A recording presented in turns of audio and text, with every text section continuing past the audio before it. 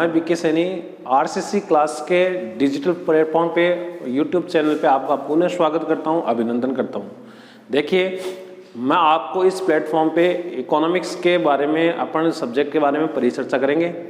Last 2 क्लासों में अपन ने इकोनॉमी का बेसिक परिचय जाना है कि इकोनॉमी क्या होती है, इकोनॉमी कितने टाइप्स की होती है। अब आज की क्लास में दोस्तों अपन एक नया टॉपिक ले रहे हैं इकोनॉमी के बारे में, अर्थव्यवस्था के बारे में, और टॉपिक का नाम है अर्थव्यवस्था के क्षेत्र, यानी कि अर्थव्यवस्था, sectors of economy, sectors of economy, या क्या बोल सकते हैं, अर्थव्यवस्था के क्षेत्र। देखिए, अपन ने ये पढ़ा था कि भाई जो इकोनॉमी होती है, अर्थव्यवस्था होती है, इस अर्थव्यवस्था के अंतर्गत क्या होता है, जितनी भी इकोनॉमिक एक्टिविटीज होती है, आर्थिक क्रियाएं होती हैं, इनका संचालन एवं प्रबंधन किया जाता है, संचालन एवं प्रबंधन किया जाता है। ये बात अपन ने पहले जान ली है कि भाई एक अर्थव्यवस्था एक ऐसी प्रणाली है जिसके तहत इकोनॉमिक एक्टिविटी जो भी होती है, आर्थिक क्रियाएं जो भी होती है, इनका क्या करते हैं अपन, संचालन एवं प्रबंधन करते हैं, यानी कि इनका ऑपरेशन और मैनेजमेंट का कार्य करते हैं। ऐसी इकोनॉमिक एक्टिविटी क्या कहला रही है दोस्तों, आर्थिक अर्थव्यवस्था कहला रही है। तो देखिए, ये जो अर्थव्यवस्था है, इसका मेजरमेंट करने के लिए, इसका आंकलन करने के लिए, ये जो आर्थिक क्रियाएं होती है, इकोनॉमिक एक्टिविटी होती है, इनको 3 सेक्टर में विभाजित कर दिया गया है, यानी कि 3 श्रेणियों में विभाजित कर दिया गया है। और इन 3 श्रेणियों को क्या बोलते हैं अपन, अर्थव्यवस्था के क्षेत्र बोलते हैं। यानी कि आर्थिक क्रियाओं के मेजरमेंट के लिए, इकोनॉमिक एक्टिविटीज के मेजरमेंट के लिए, आंकलन के लिए, इन इकोनॉमिक एक्टिविटीज को, आर्थिक क्रियाओं को 3 श्रेणियों में विभाजित कर दिया गया। और ये 3 श्रेणियां दोस्तों क्या कहलाती है, अर्थव्यवस्था के क्षेत्र कहलाते हैं। तो सबसे पहले अपन बताएंगे कि ये अर्थव्यवस्था के क्षेत्र होते क्या है। तो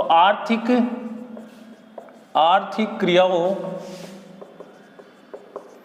का आकलन, या मैं इसे बोल सकता हूं लेखांकन, आर्थिक क्रियाओं के आकलन या लेखांकन के उद्देश्य से इन क्रियाओं को 3 श्रेणियों में विभाजित किया गया है। इन क्रियाओं को मतलब आर्थिक क्रियाओं को 3 श्रेणियों में विभाजित किया गया है।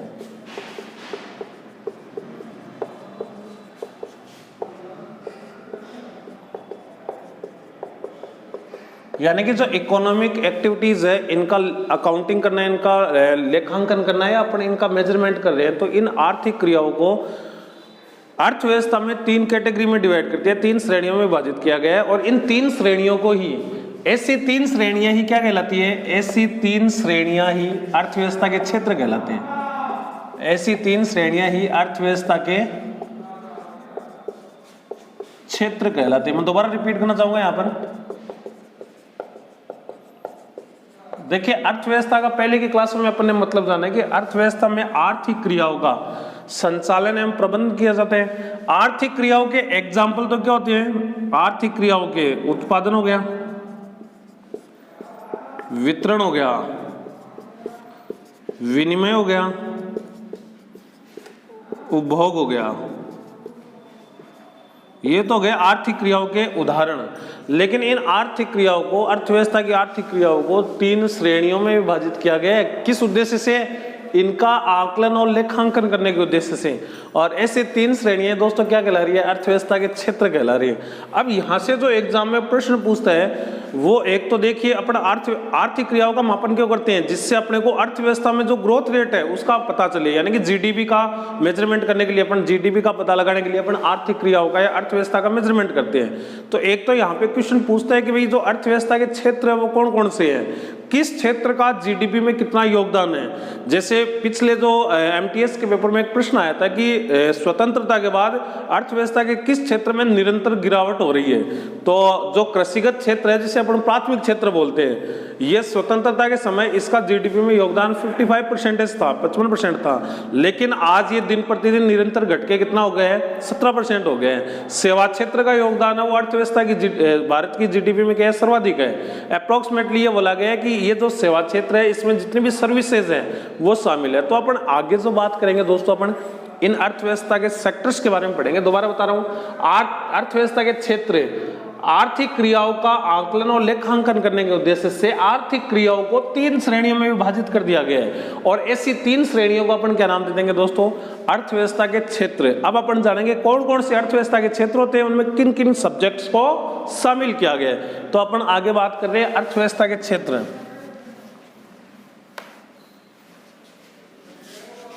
देखिए, अर्थव्यवस्था के क्षेत्र को मूलभूत रूप से 3 श्रेणियों में विभाजित किया गया है। अर्थव्यवस्था के क्षेत्र को मूलभूत रूप से 3 श्रेणियों में विभाजित किया गया है। प्राथमिक क्षेत्र,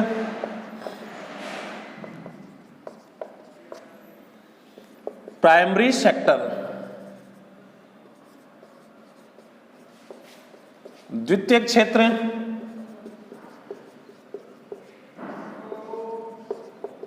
सेकेंडरी सेक्टर,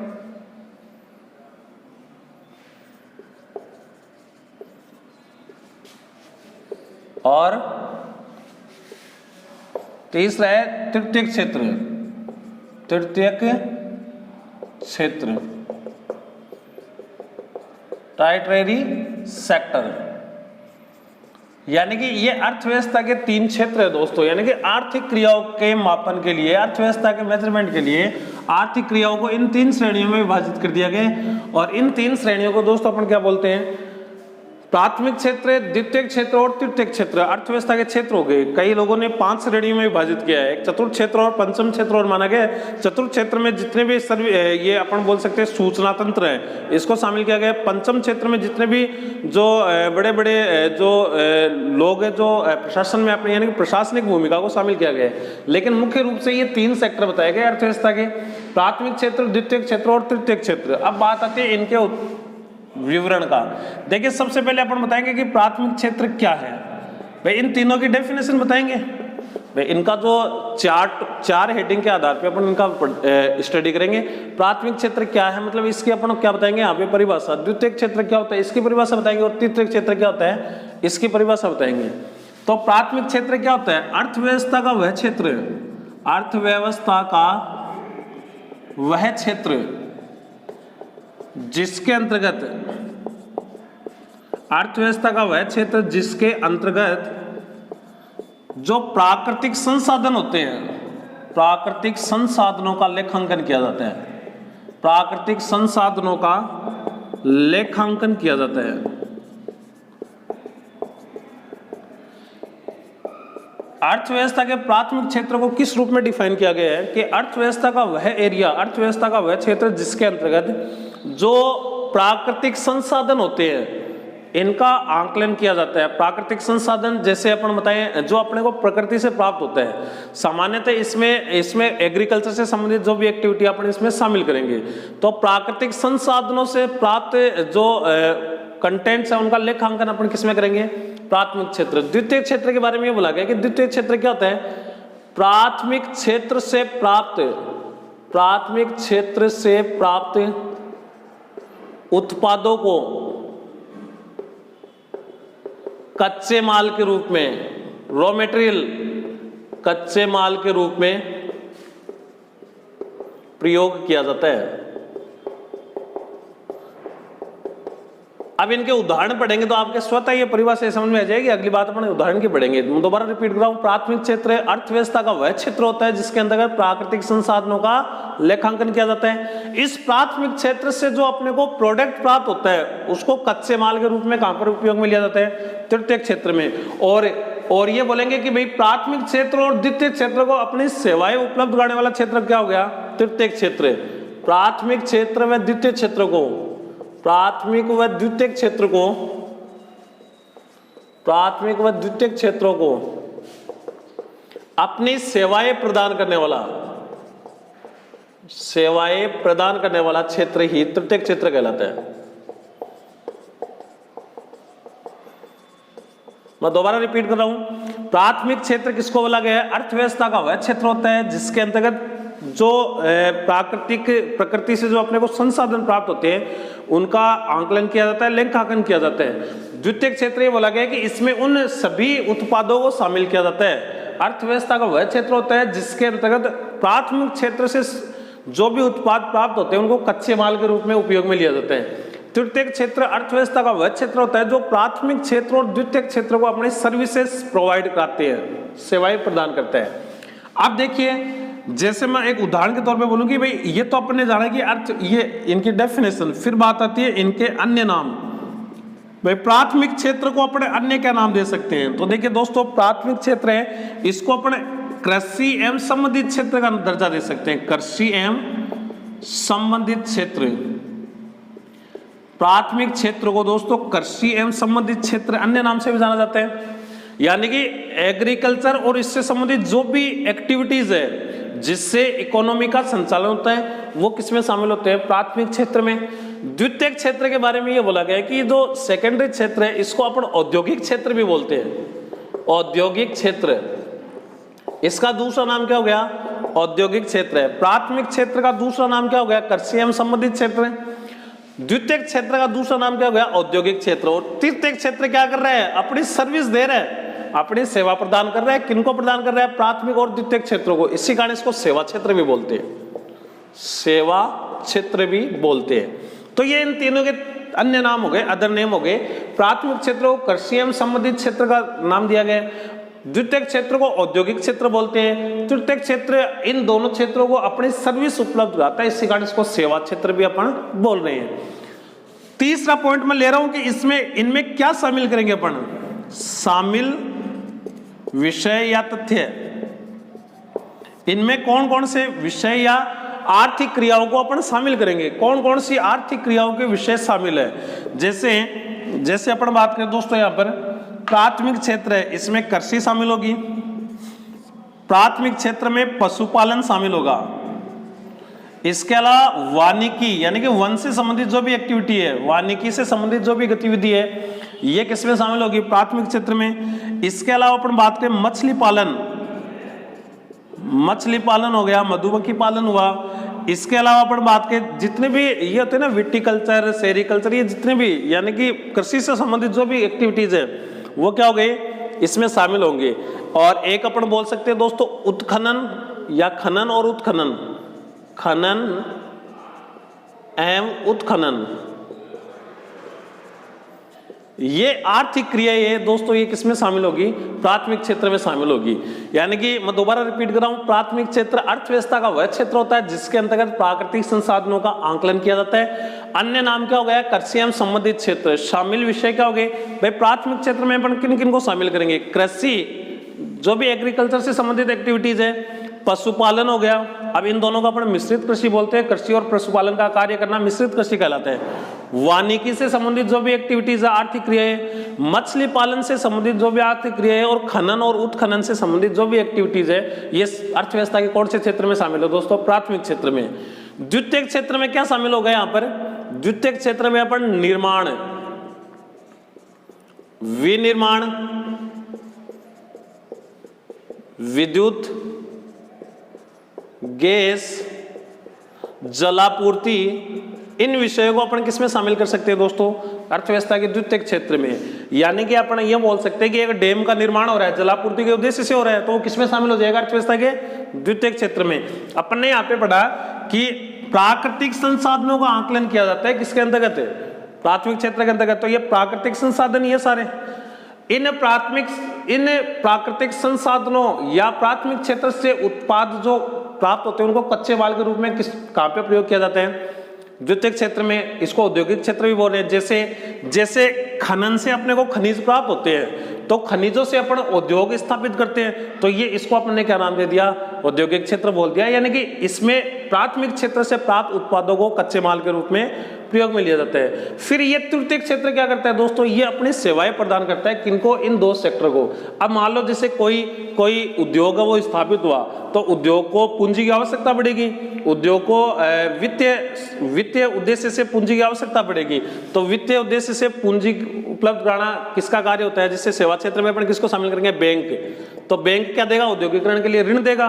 बैंक हो गया, बीमा हो गया। अब कच्चा माल है या जो भी उत्पाद तैयार हुआ किसी इंडस्ट्री में, किसी फर्म में जो भी उत्पाद तैयार हुआ, उसका वितरण होगा। वितरण के लिए किसकी जरूरत पड़ेगी? परिवहन, ठीक है ना? बैंक, बीमा, परिवहन, संचार, ये सारी चीजें किसमें शामिल होगी दोस्तों, ये तृतीय क्षेत्र में शामिल होगी।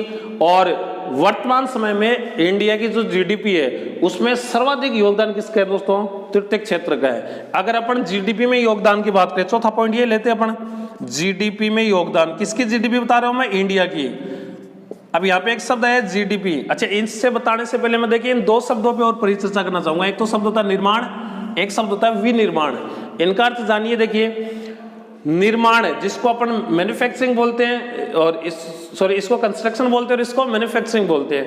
निर्माण में क्या होता है, निर्माण में किसी अपन ये बोल सकते हैं भवन को बनाने की प्रक्रिया निर्माण हो गई, जबकि किसी वस्तु को निर्मित करना क्या हो गया, विनिर्माण हो गया।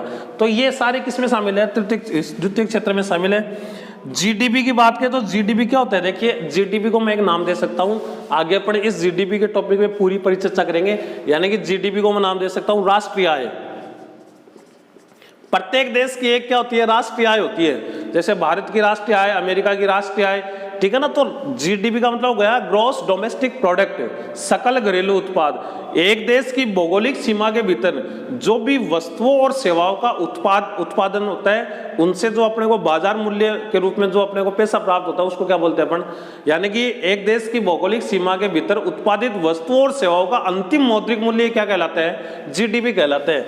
और जीडीपी किस पे डिपेंड करती है, पीसीआई पर कैपिटल इनकम। यानी कि जिस देश की पर कैपिटल इनकम जितने दिखोगी उसकी जीडीपी भी उतनी क्या होगी, ग्रोथ करेगी। तो अपन आगे इस टॉपिक के बारे में पूरी परिचर्चा करेंगे। एक बार मैं आपको केवल ये बताना चाह रहा हूं कि जीडीपी में इन तीनों क्षेत्रों का क्या योगदान है। तो देखिए ये जो क्षेत्र है इसका 17% के लगभग योगदान माना गया वर्तमान में, किसमें, जीडीपी। लेकिन अपन ये बोलेंगे कि भाई स्वतंत्रता के बाद, स्वतंत्र यानी कि देश स्वतंत्र हुआ था 1950 के बाद, 49 के बाद, ऐसा बोला गया था। ये सर्वाधिक योगदान था इसका 55%।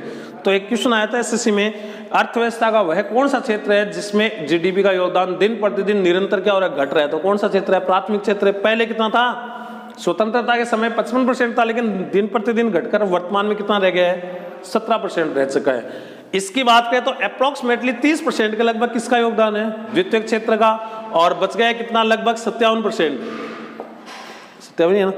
तो ये किसके 53 सॉरी ये किसके रूप में माना गया है, यानी कि भारतीय अर्थव्यवस्था में एक इंपॉर्टेंट प्रश्न बनता है यहाँ पे, भारत की अर्थव्यवस्था में जो जीडीपी होती है उसमें सर्वाधिक योगदान किसका होता है, सेवा क्षेत्र। आरपीएससी सेकंड ग्रेड के पेपर में पूछा हुआ प्रश्न है कि भारत की जीडीपी में सर्वाधिक योगदान किसका है, सेवा क्षेत्र। सेवा क्षेत्र में बैंक, परिवहन, बीमा, संचार, इन चीजों को क्या कर सकते हैं, शिक्षा, ये सारी किसमें शामिल है, ये तृतीय क्षेत्र में शामिल है। तो ये अर्थव्यवस्था के क्षेत्र है। आगे मैं आपको एक संक्षिप्त विवरण बताऊंगा कि भारतीय अर्थव्यवस्था की विशेषता है, 4-5 पॉइंट है इसमें, तो अपन आगे बात करते हैं। उम्मीद करता हूं कि ये चीज आपको समझ में आई होगी।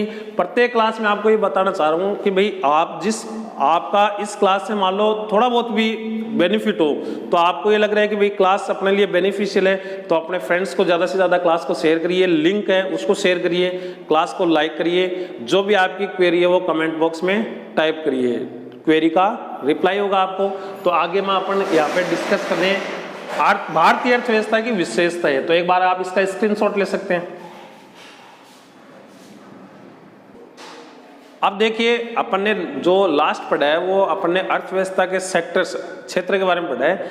अब अर्थव्यवस्था के तीनों क्षेत्रों को पढ़ के अपन एक नई बात यहाँ पे परिचर्चा में लाता है। नई हेडिंग है यहाँ पर, अर्थव्यवस्था की विशेषता है। कौन सी अर्थव्यवस्था की, इंडियन इकोनॉमी की, भारतीय अर्थव्यवस्था की विशेषता है। तो अपन कुछ पॉइंट्स बनाएंगे, इन पॉइंट्स के आधार पर अपन भारतीय अर्थव्यवस्था की विशेषताओं को उल्लेखित करेंगे। सबसे पहला पॉइंट है दोस्तों, मिश्रित अर्थव्यवस्था है। यानी कि भारत की अर्थव्यवस्था कैसी अर्थव्यवस्था है दोस्तों, मिश्रित अर्थव्यवस्था है। दूसरा पॉइंट यहां पे बताएंगे अपन, ये जो अर्थव्यवस्था है भारत की अर्थव्यवस्था, इसको विकास स्तर के आधार पर विकासशील अर्थव्यवस्था माना गया है। यानी कि जीडीपी ग्रोथ रेट बोल सकते हैं या विकास स्तर बोल सकते हैं, इसके आधार पर इसको कैसी अर्थव्यवस्था माना गया है, विकासशील अर्थव्यवस्था माना गया है। तीसरी बात बताएंगे कि ये जो अर्थव्यवस्था है भारतीय अर्थव्यवस्था, ये ओपन इकोनॉमी की श्रेणी में शामिल है। यानी कि भारतीय अर्थव्यवस्था किस अर्थव्यवस्था की श्रेणी में शामिल है, ओपन इकोनॉमी की। चौथी ये बोलेंगे कि ये नियोजित अर्थव्यवस्था भी है, नियोजित अर्थव्यवस्था। पांचवें पॉइंट की बात करें तो अपन यहां पर ये बोल सकते हैं कि भारतीय अर्थव्यवस्था एक कृषि डिपेंडेंट है। कृषि आधारित अर्थव्यवस्था है। छठे पॉइंट की बात करें तो यहां पर कि जो इंडियन इकोनॉमी है दोस्तों, ये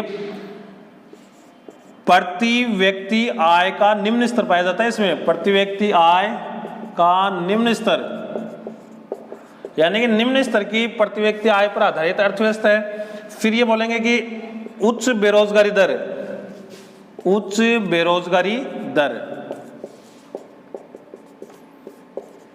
फिर अपन यहां पे बात करेंगे एक लास्ट पॉइंट, कम बचत दर। यानी कि इन पॉइंट्स के आधार पर अर्थव्यवस्था की, भारतीय अर्थव्यवस्था की विशेषताओं को अपन उल्लेखित करेंगे। इन 4 पॉइंटों को तो डायरेक्ट पूछ लेते हैं। यानी कि भारतीय अर्थव्यवस्था मिश्रित अर्थव्यवस्था है। आपको ये पूछ ले कि भारतीय अर्थव्यवस्था मिश्रित अर्थव्यवस्था है, किसके आधार पर है, तो पहले की क्लास में मैंने बताया था, उत्पादन के साधनों के स्वामित्व के आधार पर, उत्पादन के साधनों पर स्वामित्व के आधार पर, यानी कि उत्पादन के साधनों पर स्वामित्व के आधार पर भारतीय अर्थव्यवस्था कैसी अर्थव्यवस्था है, मिश्रित अर्थव्यवस्था। ऐसी अर्थव्यवस्था जिसमें उत्पादन के जो साधन है, जितनी भी आर्थिक गतिविधि है, वो किसके अधीन है, वो निजी संस्थाओं और सरकार के एवं सरकार, निजी संस्थाओं एवं सरकार के सह अस्तित्व से जो अर्थव्यवस्था ऑपरेट होती है, संचालित होती है, उसको क्या बोलते हैं अपन, मिश्रित अर्थव्यवस्था। जिस अर्थव्यवस्था में पूंजीवादी और समाजवादी दोनों प्रकार की अर्थव्यवस्था की विशेषताएं मिश्रित रूप में पाई जाती है, दोनों का सह अस्तित्व पाया जाता है, ऐसी अर्थव्यवस्था क्या कहलाती है, मिश्रित अर्थव्यवस्था। तो भारत की अर्थव्यवस्था दोस्तों कैसी अर्थव्यवस्था मानी गई है, मिश्रित अर्थव्यवस्था। किसके आधार पर है, उत्पादन के साधनों पर स्वामित्व के आधार पर। दूसरी बात बताएंगे कि भारत की अर्थव्यवस्था कैसी अर्थव्यवस्था है, विकासशील अर्थव्यवस्था। ऐसी अर्थव्यवस्था जिसके संचालन का उद्देश्य निरंतर जीडीपी में वृद्धि करना होता है, यानी कि विकास को प्राथमिकता दी जाती है, जिसको विकसित करना, अर्थव्यवस्था को विकसित करना उद्देश्य होता है। ऐसी अर्थव्यवस्था को क्या बोलेंगे अपन यहाँ पर, विकासशील अर्थव्यवस्था। और भारतीय अर्थव्यवस्था में विकास प्रक्रिया निरंतर चल रही है, पूर्णतः विकसित नहीं मानेंगे, विकासशील अर्थव्यवस्था है। फिर बोलेंगे कि खुली अर्थव्यवस्था। देखिए, वैश्विक संबंधों के आधार पर, अंतरराष्ट्रीय व्यापार के आधार पर अर्थव्यवस्था को 2 श्रेणियों में विभाजित किया गया। पहली कौन सी है, बंद अर्थव्यवस्था, जिसको अपन क्लोज इकोनॉमी भी बोलते हैं। दूसरी अर्थव्यवस्था कौन सी है, ओपन इकोनॉमी, यानी कि खुली अर्थव्यवस्था। ऐसी अर्थव्यवस्था जिसमें मैं ये बोल सकता हूं संक्षेप में, खुली अर्थव्यवस्था किसको बोला गया है, ऐसी अर्थव्यवस्था जिसमें विदेशी व्यापार की प्रवृत्ति पाई जाती है, विदेशी व्यापार की प्रवृत्ति पाई जाती है। या ऐसी अर्थव्यवस्था जो अन्य देश की अर्थव्यवस्था के साथ व्यापारिक गतिविधियों को संचालित करती है, उसको क्या बोलते हैं अपन दोस्तों, खुली अर्थव्यवस्था बोलते हैं। तो भारतीय अर्थव्यवस्था में विदेशी व्यापार की प्रवृत्ति पाई जाती है। वर्तमान समय में लगभग देशों की अर्थव्यवस्था कैसी है, खुली अर्थव्यवस्था। लेकिन अपन इक्का दुक्का एग्जाम्पल ये मान सकते हैं, जैसे उत्तरी कोरिया हुआ, उत्तरी कोरिया है, ये बंद अर्थव्यवस्था की श्रेणी में शामिल है। और बंद अर्थव्यवस्था किसको बोला गया है, जिस अर्थव्यवस्था में, ऐसी अर्थव्यवस्था जिसमें व्यापारिक गतिविधि है वो देश की भौगोलिक सीमा के भीतर ही होती है, उसको क्या बोलते हैं, बंद अर्थव्यवस्था बोलते हैं। एक बार आरएस के पेपर में पूछ लिया था इसको, निम्न में से कौन सी एक बंद अर्थव्यवस्था क्लोज इकोनॉमी का उदाहरण है। तो देखिए, जो उत्तरी कोरिया है इसकी अर्थव्यवस्था, या अपन जो केनिया वगैरह जो छोटे देश है, इनकी अर्थव्यवस्था को अपन कैसे मान सकते हैं दोस्तों, इनकी अर्थव्यवस्था बंद अर्थव्यवस्था है। जबकि भारतीय अर्थव्यवस्था वैश्विक संबंधों के आधार पर कैसी है, खुली अर्थव्यवस्था है, यानी कि अंतरराष्ट्रीय व्यापार की प्रवृत्ति पाई जाती है, विदेशी व्यापार की प्रवृत्ति पाई जाती है इसमें। फिर बात आती है नियोजित अर्थव्यवस्था, प्लान्ड इकोनॉमी बोल सकते हैं इसको, प्लान्ड इकोनॉमी। देखिए, अपन एक इकोनॉमी में एक टॉपिक पढ़ते हैं, आर्थिक नियोजन, इकोनॉमिक प्लानिंग। आर्थिक नियोजन, आर्थिक नियोजन का टॉपिक पढ़ते हैं, पंचवर्षीय योजनाएं इसमें शामिल है। तो देखिए, अपन ये बोलेंगे कि भारतीय अर्थव्यवस्था है, इसमें अपन ये बोल सकते हैं कि प्लानिंग का कॉन्सेप्ट है, प्लानिंग का कॉन्सेप्ट है, पंचवर्षीय योजनाओं की अवधारणा का इसमें प्रयोग हुआ है। 12वीं पंचवर्षीय योजना, 11वीं पंचवर्षीय योजना, ये अपन टॉपिक पढ़ते हैं। तो ऐसी अर्थव्यवस्था जिसमें इकोनॉमिक प्लानिंग का कॉन्सेप्ट व्याप्त होता है, उसको नियोजित अर्थव्यवस्था बोलते हैं। तो भारतीय अर्थव्यवस्था है वो आर्थिक नियोजन की अवधारणा पर निर्भर है। इसी कारण भारतीय अर्थव्यवस्था को अपन क्या बोलेंगे दोस्तों, एक नियोजित अर्थव्यवस्था बोलेंगे। तो भारतीय अर्थव्यवस्था आर्थिक नियोजन के विशेषता पर आधारित है, इसी कारण अपन इसको क्या बोल रहे हैं दोस्तों, नियोजित अर्थव्यवस्था बोल रहे हैं। अगली विशेषता भारतीय अर्थव्यवस्था की क्या है, कृषि आधारित विशेषता। यानी कि अपन ये बोलेंगे कि भाई भारतीय अर्थव्यवस्था है वो कृषि पे डिपेंडेंट है। क्यों? क्योंकि आज अपन ग्रामीण क्षेत्र की बात करें तो ऐसा बोला गया कि कुल ग्रामीण कार्यशील जनसंख्या का लगभग 70% जो कार्यशील जनसंख्या है किसकी, ग्रामीण क्षेत्र की, वो किस पे डिपेंड है दोस्तों? यानी कि आजीविका का मुख्य साधन ग्रामीण क्षेत्र में क्या है? कृषि है। इसी कारण भारतीय अर्थव्यवस्था को कृषि आधारित अर्थव्यवस्था माना गया है। ग्रामीण क्षेत्र की कुल कार्य जनसंख्या का लगभग 70% हिस्सा है वो किस पे डिपेंड है? कृषि और इससे संबंधित क्षेत्रों पर, प्राथमिक क्षेत्र पर निर्भर है। लेकिन जीडीपी में कृषि का योगदान निरंतर घटता जा रहा है, जो सेवा क्षेत्र है उसका बढ़ता जा रहा है। प्रति व्यक्ति आय का निम्न होना, यानी कि भारतीय अर्थव्यवस्था में प्रति व्यक्ति आय निम्न स्तर की पाई जाती है। अब यहाँ पर पहले तो अपन परिचर्चा कर देंगे कि ये प्रति व्यक्ति आय क्या होती है, प्रति व्यक्ति आय। बाकी अलग से एक टॉपिक आएगा जिसको अपन पर कैपिटल इनकम भी बोलते हैं, पीसीआई, पर कैपिटल इनकम। तो देखिए अपन ने एक बात पढ़ी थी जीडीपी सकल घरेलू उत्पाद होता है, जिसे राष्ट्रीय आय भी बोल सकते हैं अपन। इससे अपन किसका पता लगा सकते हैं? पीसीआई का। यानी कि पीसीआई का एक फॉर्मूला होता है, पर capital income is equal to राष्ट्रीय आय। एक देश की जो भी राष्ट्रीय आय होती है इसमें कुल जनसंख्या का भाग देने पर जो आय प्राप्त होती है उसको अपन पर कैपिटल इनकम बोलते हैं। और भारत में पर कैपिटल इनकम निम्न स्तर की पाई जाती है। ये बोला गया है कि अप्रोक्सीमेटली एक अनुमानीय माना गया है आंकड़े, जो वर्ष 2019-20 की जो आर्थिक सर्वे की रिपोर्ट है इसके अनुसार ये बोला गया है कि भारत में जो पर कैपिटल इनकम है 11,254 मासिक मानी गई है। यानी कि आर्थिक सर्वे 2019-20 के आंकड़ों के अनुसार भारत की जो पीसीआई है वो 11,254 मासिक मानी गई है। जबकि जो पुरानी जो आर्थिक सर्वे था 2018-19 का, उसमें ये जो माना गया था आंकड़ा ये लगभग 10,534 के लगभग माना गया था। तो ये बोल सकते हैं कि थोड़ा सा वृद्धि हुआ है इसमें। लेकिन ये बोला गया कि पर कैपिटल इनकम क्या है? निम्न स्तर की पाई जाती है विकसित देशों की तुलना में। ये पर कैपिटल इनकम वर्तमान में मेजर की गई है भारत की। तो ये भारत की अर्थव्यवस्था की एक विशेषता क्या होगी? निम्न प्रति व्यक्ति आय का होना। अब लोगों की इनकम कम होगी तो क्या होगी? सीधी सी बात है, बेरोजगारी पाई जाएगी, बचत कम होगी।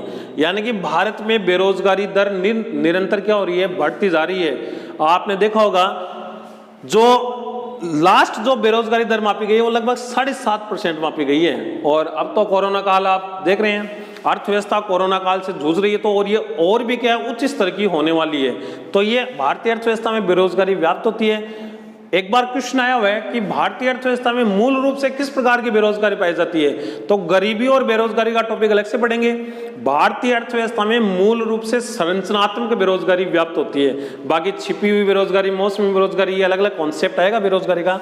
तो उच्च बेरोजगारी दर पाई जाती है और लगभग कितनी मापी गई है वर्तमान में? 7.5%। कम बचत दर है, सीधी सी बात है, प्रति व्यक्ति आय कम होगी। प्रति व्यक्ति आय कम होगी तो क्या? राष्ट्रीय आय कम होगी, जीडीपी कम होगी, देश में बचत क्या होगी? कम होगी। इसी कारण आपको विदेशी ऋण लेना पड़ेगा। तो भारतीय अर्थव्यवस्था की एक विशेषता क्या है? इसमें कम बचत दर पाई जाएगी, जो एक ऋणात्मक विशेषता, नेगेटिव विशेषता है। तो ये कुछ पॉइंट है जिनको एग्जाम में डायरेक्ट पूछ लेते हैं। ये मिश्रित अर्थव्यवस्था वाला है, ये नियोजित अर्थव्यवस्था वाला है। भारतीय अर्थव्यवस्था में कृषि क्षेत्र में कुल कार्यशील जनसंख्या का अनुपात कितना है? ये पुरानी एग्जाम में दोस्तों बार बार पूछे हुए प्रश्न है। प्रति व्यक्ति आय सबसे ज्यादा किस राज्य की है? भारत की। अभी क्वेश्चन आया था, ये प्रति व्यक्ति आय सबसे ज्यादा किस राज्य की है? तो गोवा की है। गोवा के बाद में कौन सा है? नई दिल्ली।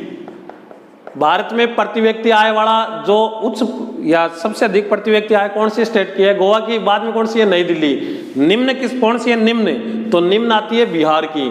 भारत में निम्न प्रति व्यक्ति आय किसकी है? बिहार की। राजस्थान का लगभग 20वां स्थान का है प्रति व्यक्ति आय के रेफरेंस में माना गया है। तो ये आज की क्लास में अपन ने 2 टॉपिक पढ़े हैं, अर्थव्यवस्था के क्षेत्र और भारतीय अर्थव्यवस्था की विशेषताएं। उम्मीद करता हूँ आपको पसंद आया होगा। आपकी जो भी क्वेरी है वो कमेंट बॉक्स में आप लिख सकते हो। Okay, thank you.